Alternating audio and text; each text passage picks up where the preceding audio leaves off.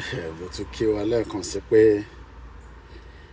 a tún káàbọ̀ padà sí ìkànnì wa tí à ń pè ní Koikimedia. Mo ń bá ìjẹ́ fún mi ní 1 minute.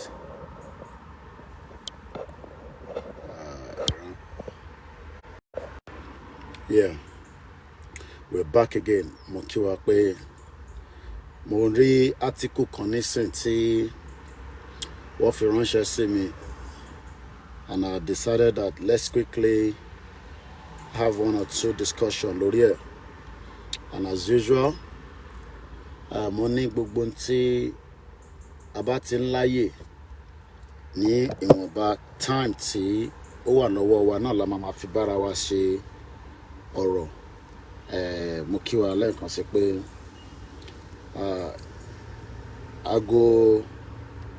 aago náà ń lọ díẹ̀díẹ̀, kò dúró dẹni kankan ló máa ń sọ. Wọ́n ní ìgbà lọ bí òréré àbí whatever. I'm sure you know what I'm talking about. Ìgbà tá a bá wà láyé náà ni a sì máa pariwo, torí pé ọ̀pọ̀lọpọ̀ àwọn èèyàn wa tá ń polongo Yorùbá nation fún, ẹlòmíì ò ní better understanding nǹkan tá ń sọ, whereas ẹlòmíì dẹ̀ ní, but wá ní kò yí àwọn tó pé ká tó bọ̀ ṣàlàyé. So tàbá wá dẹ̀ tí wọ́n rán àwọn kankan bíi 2 mẹ́ta kankan àtúmọ̀ máa fi ṣe àwọn àlàyé. So article tí mo rí màá kà síta fún wa nísìn. Mo ń bọ̀, mo ti share sí platforms wa. Ẹ̀yin tẹ́ bá wà nínú Koikimedia platform tá ti máa ń ṣe information portal, ẹ jẹ́ ká mọ̀ so that ká lè send the link sí yín kí ẹ̀yin náà lè darapọ̀ mọ́ platform yẹn. So ó ṣeéṣe kẹ́lòmíì ti rí interface sọ̀rọ̀ lé lórí, but èmi ṣe ń rí ni. Bàbá dẹ̀ ṣe rí àwọn kankan a máa sọ síta. Lákọ̀ọ́kọ́, wọ́n ní Fúlàní tún pa èèyàn kan ní state wo lọ́tẹ̀ ti pa ẹni yẹn. Mo ń bọ̀. Ní àkókò lálẹ́ àná mo lè fi òkú yẹn wọ̀nyí, but màá kọ́ show yín pé òun lélẹ̀ tẹ́ bá lọ sórí. Mo ń bọ̀. Ṣòro wẹ̀ little bit gruesome. Ṣẹ́rí ẹni tó sùn kalẹ̀ yìí, ẹlòmíì lè ní ṣèbéyàn kan ló pa. Ẹni tó pa yẹn náà wọ́n pè ní Mr. Sunday Ayeni, was brutally murdered ọ̀páyẹ̀ by a Fulani herdsman ní Uba Ikamu Ọ̀ká Àkókò, and I believe that is Ondo State, if I'm right. Ondo State níbẹ̀ yẹn àbí? Okay. Now, gbogbo ìgbà la ń sọ pé there is a lot of insecurity ní orílẹ̀ wa, but many people always say ṣó mátà ṣe báwọn tó ń pa inú village lọ́wọ́ wọ̀ sí nínú city, but àwọn tó ń pa nínú village yẹn náà èèyàn ni wọ́n náà. So ó ṣe wá jẹ́ pé we are not considerate people. Malafia dẹ̀ ti sọ fún wa, the late Malafia, Obadiah Malafia, tẹ́ bá rántí nǹkan tó sọ kí n tó wá wọnú in tí mo fẹ́ sọ̀rọ̀ lé lórí. Mo kàn fẹ́ lọ wo bóyá kákọ̀ gbọ́n kan tí Malafia sọ kó tó di pé wọ́n pa. Ẹ má bínú, à ń lè máa dárúkọ torí àsìkò. So ẹ jẹ́ ká gbọ́n kan tí Malafia sọ. Make some revelations, because some of us also have our own intelligence networks. Okay. Have met with some of the bandits. We have met with some of their high commanders. 1 or 2 who have repented. They have sat down with us, not once, not twice. They told us that one of the northern governors is the commander of Boko Haram in Nigeria. Boko Haram and the bandits are one and the same. They have a sophisticated network. During this lockdown, their planes were moving up and down as though there was no lockdown. Moving ammunitions, moving logistics, moving money,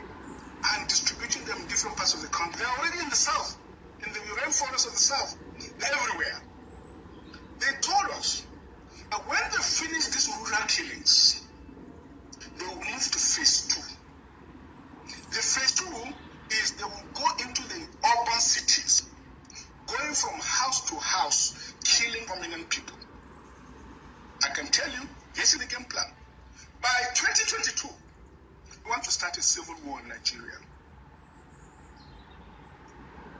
Don't joke with what I'm saying. I have a PhD from Oxford University.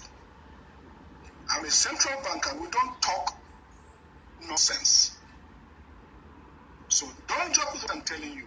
I have this from the highest possible authority, higher authorities of some of the commanders of the killers and Boko Haram. You said northern governors, past or present, Dr. Badaya? No, current. No, they said one of them is the commander of Boko Haram in Nigeria. One of them. And they are not looking for money. They have more than enough money. In fact, he told me they just came back from one of the Middle East countries in private jet full of ammunition and dollars. Did they tell you, Dr. Badaya, why they would want to cause civil war in 2022? Yes, so that they can continue in power. All right. I'm sure a lot of you remember that video.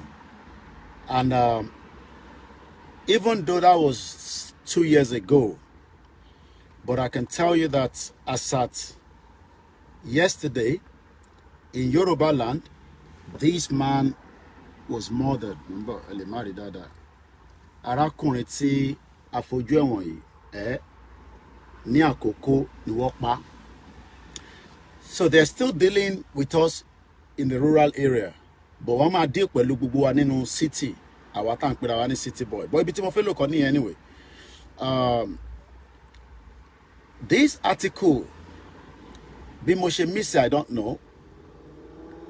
Ìjẹta 2 days ago. It was on Vanguard. That is the headline. Mark for anything. We don't want to lose our identity and dignity. We don't want to lose our identity and dignity. Northern Yoruba obas tells Ooni of Ife. How I missed this, I didn't know. But kò ń ṣe gbogbo nǹkan náà ni wọ́n máa rí. But tá bá ti rí, a gbọ́dọ̀ tètè treat it. We don't want to lose our identity and our dignity.